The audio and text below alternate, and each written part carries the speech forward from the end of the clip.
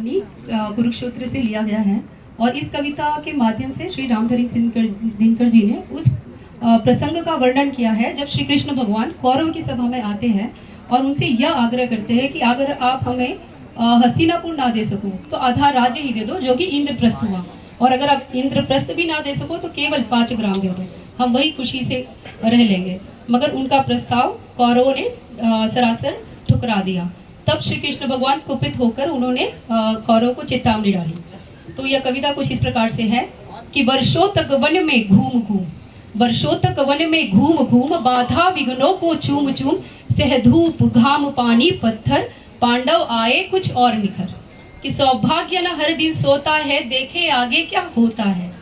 मैत्री की राह बताने को, सबको सुमार्ग पर लाने को, दुर्योधन को समझाने को, भीषण विध्वंस बचाने को, भगवान हस्तिनापुर आए, पांडव का संदेशा लाए।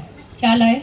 कि दो न्याय अगर तो आधा दो, दो न्याय अगर तो आधा दो, पर उसमें भी अगर बाधा हो तो दे दो केवल 5 ग्राम, रखो अपनी धरती तमाम। हम वही खुशी से खाएंगे, परिजन पर असी न उठाएंगे। पर दुर्योधन वह भी दे न सका, दुर्योधन वह भी दे न सका, आशीष समाज की ले न सका, उल्टे हरि को बांधने चला, जो था असाध्य साधने चला। जब नाश मनुज पर छाता है, पहले विवेक मर जाता है। जब नाश मनुज पर छाता है, पहले विवेक मर जाता है। हरि ने भीषण हुंकार किया, अपना स्वरूप विस्तार किया, डगमग डगमग दिग्गज डोले, डगमग डगमग दिग्गज डोले। भगवान कुपित होकर बोले कि जंजीर बढ़ाकर साध मुझे, हाँ दुर्योधन बांध मुझे।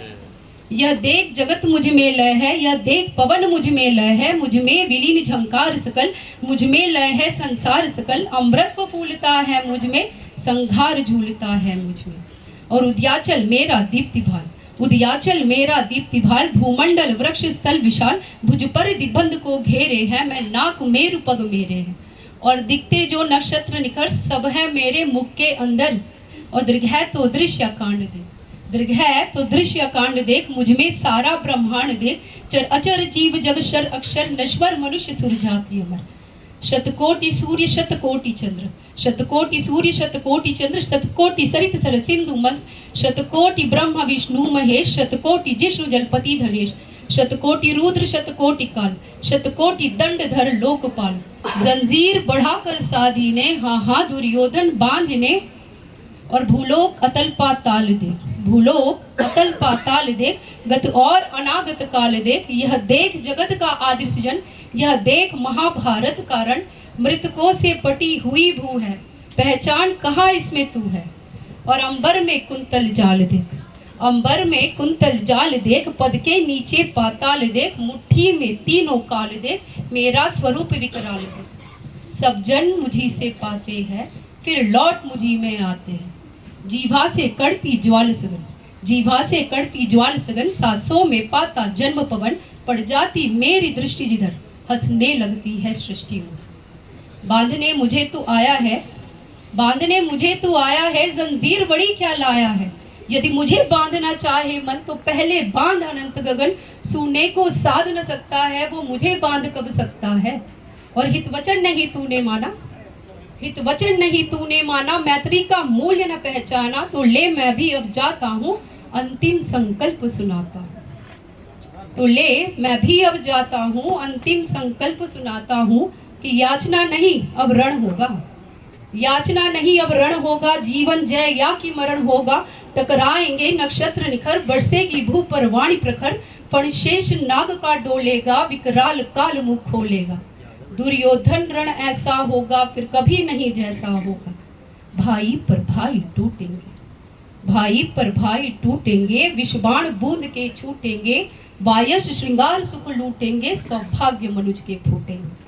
आखिर तू भूषाई होगा, आखिर तू भूषाई होगा, हिंसा का परिदायी होगा। थी सभा सन्न सब लोग डरे, थे चुप थे या बेहोश पड़े। केवल 2 नर ना घाते थे, धृतराष्ट्र विदुर सुख पाते थे। कर जोर खड़े प्रमुदित निर्भय, दोनों पुकारते थे जय जय। और इसके साथ ही कविता समाप्त होती है। मगर मैं जाने से पूर्व आपको कविता का जो लास्ट स्टैंजा है उसको समझाना चाहती हूँ कि केवल 2 नर ना घाते थे, धृतराष्ट्र विदुर सुख पाते थे। तो विदुर जी तो श्री कृष्ण भगवान के परम मित्र थे ही, मगर धृतराष्ट्र को कैसे सुख की प्राप्ति हुई? तो ये कहा जाता है कि महाभारत में केवल एक बार धृतराष्ट्र को नेत्र प्राप्त हुए। जब श्री कृष्ण भगवान ने अपना विकराल रूप धारण किया तो अकस्मात ही धृतराष्ट्र को नेत्र की प्राप्ति हुई और उन्होंने भी श्री कृष्ण भगवान के विकराल रूप का दर्शन किया। इसलिए कहा जाता है कि केवल 2 नर नाग घाते थे, धृतराष्ट्र विदुर सुख पाते थे। धन्यवाद।